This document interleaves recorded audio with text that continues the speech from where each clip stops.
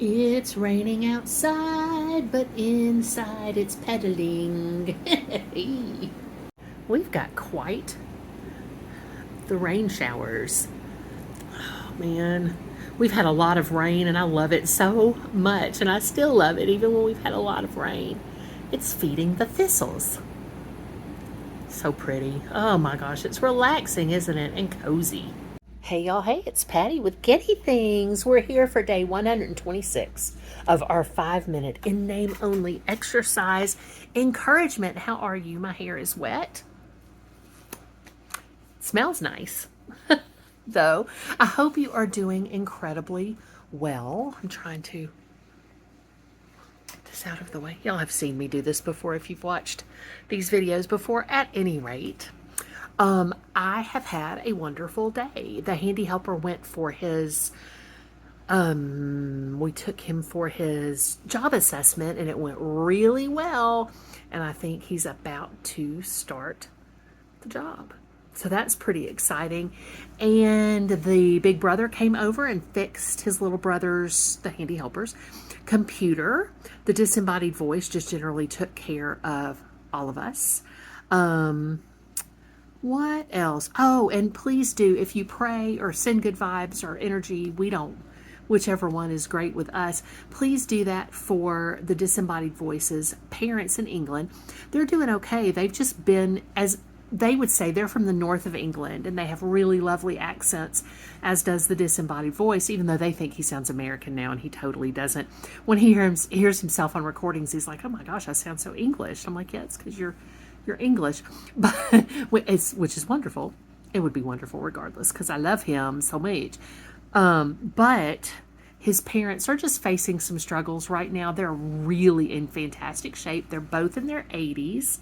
The disembodied voice is 60. His parents were really, I'm going to lean back as you know I do. His parents were really young when they started their family. When they got married, they had him like a year. Basically, people were, I'm sure, counting on them. They had him a year after they got married. His mom was 18 when they got married, and his dad was 21. They'd been together since she was around 15 or 16. And so, of course, they were both born in the 1940s. They're absolutely wonderful people, and they treat me just like their own child, which is so lovely. So I have been checking on them.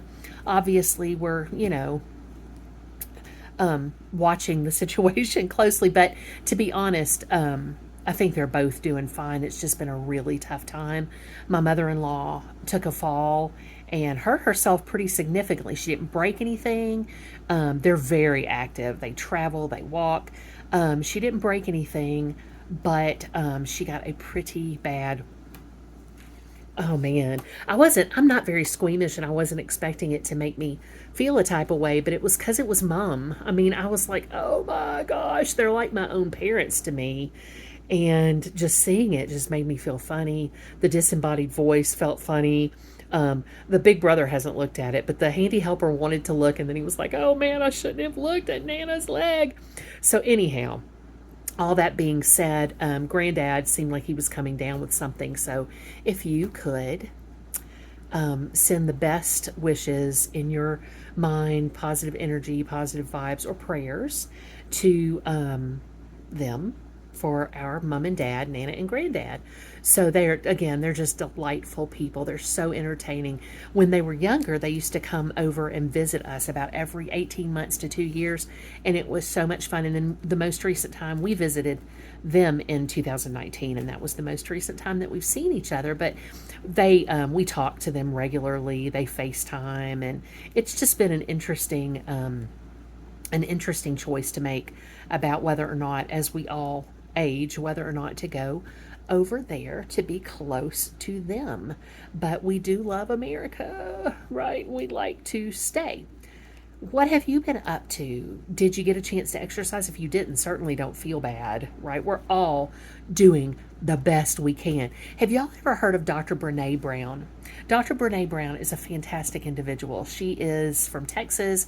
She's a clinical psychologist, and she does a lot of work with shame and boundaries.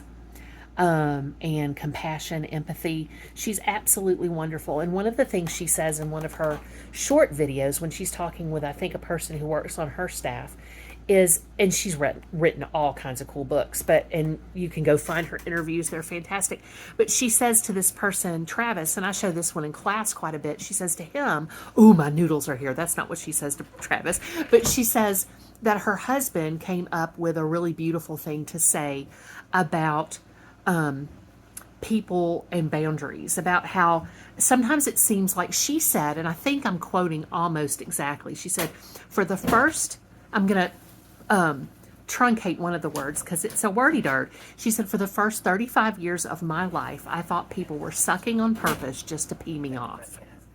Right? And that's not necessarily the case, and she knows that, right? She went back to school a little bit later to earn her doctorate, but her husband said, and she said this is just the most beautiful way she'd ever heard it put, that if he assumes that people are doing the best they can, that the life that it makes better is his own. She describes it as intrinsically selfish. Thank you, disembodied voice, to think that way, to think that people are doing the best they can. Maybe it's not the best everybody could. Maybe it's not the best they'll be able to do later. Maybe it's not the best they should, right? But should is a really loaded term, but it's the best that they can at any given moment. And all of that is to say that I believe that's what we're doing in our 5-minute in name only exercise encouragement. What are you doing today to make yourself understand how special and wonderful you are? Are you being good to yourself? I certainly hope you are. Do you know how loved you are? I love you so much. Please do go with me, and I'm going to show you this. Hold on, I'm going to be careful, I think. And my ramen, my very healthy ramen, in peace and love. Put that back down so I can kissy. To serve others. And please do pray for Texas, and please do pray for Ukraine.